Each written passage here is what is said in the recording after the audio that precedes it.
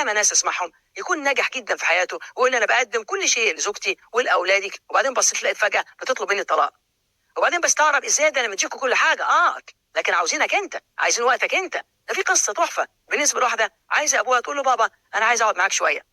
قال لها بص يا بنتي ما اقدرش اقعدك معايا شويه. قالت له ليه؟ قال لها لان الساعه بتاعتي ب $100. فالبنت راحت ساكته وبكت وراحت ماشيه، وقعدت حوالي اسبوع يا دوب تسلم عليه وتنام. بعد الاسبوع ده راحت جايبه الحصاله الصغيره بتاعتها وراحت قالت له بابا انا عايز اقعد معاك دقيقه لو سمحت، بس دقيقه، انا عارفه ان غالي قوي والساعه بتاعتك غاليه. وراحت فاتحه الحصاله، راح مطلع منها فلوس موفرها، يعني عارف ازاي داري حاجه على حاجه وفلوس بسيطه جدا، وراح مديهم لابوها. قالت له بابا ادي $100 لو سمحت خدهم واديني ساعه، انا عارفه الساعه بتاعتك $100، اديني ساعه من وقتك. تخيل لما تيجي تفكر كده، انا قضيت وقت مع اولادي امتى اخر مره؟ انا بتكلم ازاي مع اولادي اخر مره؟ اخباري ايه مع زوجتي؟ او زوجتي الزوجه اخبارها ايه مع زوجها؟ تبص تلاقي ده نجاح. الناس بتنسى ان ده نجاح. العلاقه العائليه نجاح، الصداقه العائليه نجاح. لكن الشخص يركز على الشغل يركز فمش متزن، فممكن الواحد ينمو لكن من غير اتزان. فالاتزان الاول وبعدين النمو.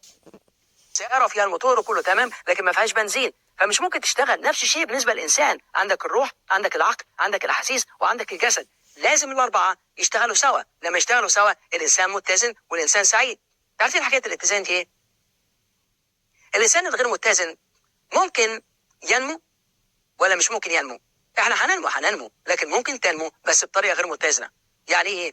ممكن حد يكون بينمو بس في وظيفته عمال مركز على الشغل من غير ما يلاحظ ان صحته عماله تبوظ، لانه ممكن يكون بيدخن مثلا جامد، او ممكن يكون بيتعصب باستمرار، او ممكن يكون بيتصرف تلقائيا من غير ما يفكر، او ممكن عايز يتحكم في كل شيء، عايز الناس تمشي زي ما هو عايز. حد بيتعب اللي حواليك. فلما اجي افكر بهذا الاسلوب ابص الاقي انني ماشي في حاجه واحده بس وغير مدرك، لان انا ماشي في الشغل. فمعظم الناس تكلمه في الشغل يتكلم كويس جدا، خرجه من الشغل ما يعرفش يقول كلمتين على بعض لانه مش متعود، ما يعرفش ياخد اجازه، ما يعرفش ياخد مثلا عطله اسبوعيه حتى باستمرار. تعرف لما تيجي النهارده الشركات العالميه، اصل كان زمان السيره الذاتيه نمره واحد، النهارده السيره الذاتيه عماله تطلع بره نمره 11 ولا 12. ايه السبب؟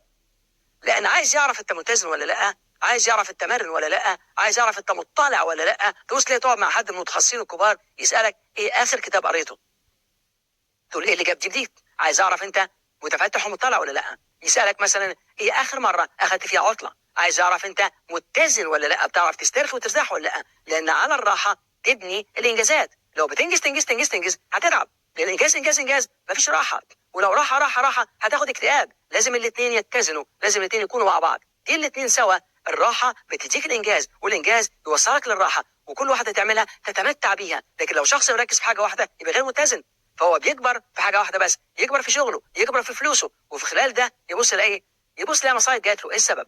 لانه مش مركز عليها، مركز على حاجه واحده بس عايز ينجح فيها. وبعدين النمو، لان لما تكون متزن في الحياه في السته دول، انك عارف حياتك الروحانيه رائعه لانك بتعملها صح. حياتك الصحيه رائعه لانك عايش. طب ما تعيش صح، انت بتاكل ما تاكل كويس، انت بتشرب ميه، بدل ما تشرب حاجات ما تناسبكش اشرب ميه نظيفه. بدل ما انت فكر حاجه تناسبك، لان المخ هيبني على هذا التفكير. وطالما انت تاكل كويس، انت اتحرك كويس. الله سبحانه وتعالى خلق لك رجلين.